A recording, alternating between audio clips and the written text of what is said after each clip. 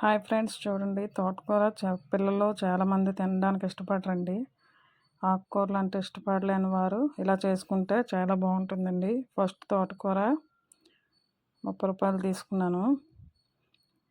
2 సార్లు బాగా కడుక్కొని చిన్న చిన్న ముక్కలుగా కట్ చేసుకోవాలి.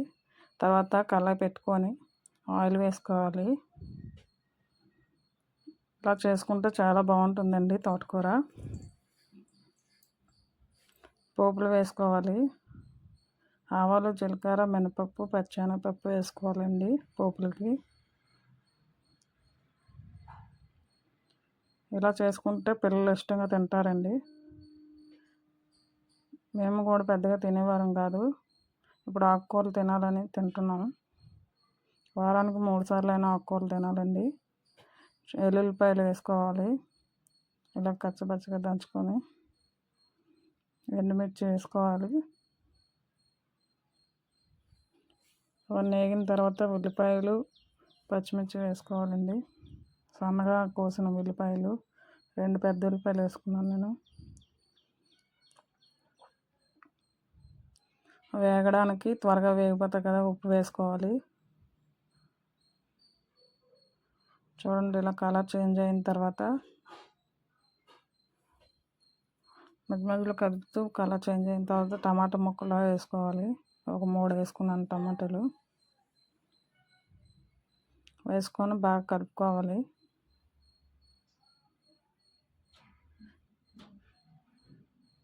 బాగా కలిగిన తర్వాత ఆకుకూర అంతా కడిగింది ఉంది కదండి, పక్కన పెట్టింది అదంతా వేసుకోవాలి. కొద్దిగా వేస్తూ కలుపుతూ ఉండాలి. ఇప్పుడు దగ్గరకు అవుతుందండి.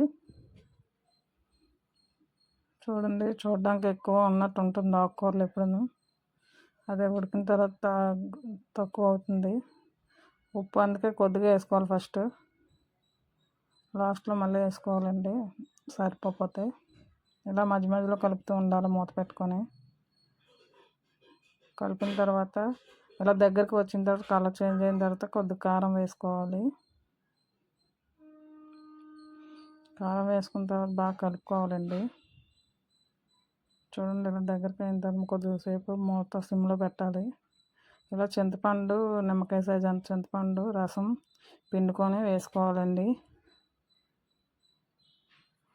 కలుపుకొని మూత పెట్టుకోవాలి. సిమ్లో కొద్దిగా మీడియం మంటలో పెట్టుకోవాలి. చూడండి, ఇలాగ అయింది. తర్వాత అల్లం వెల్లుల్లి పేస్ట్ వేసుకున్నాను నేను 1 స్పూను.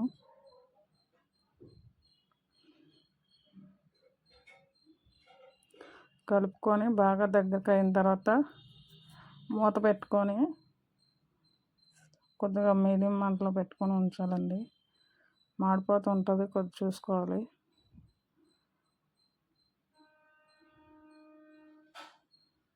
చూడండి, ఇలా అయింది. అన్నంలోకి బాగుంటుందండి, వేడివేడి అన్నంలోకి. Thank you for watching.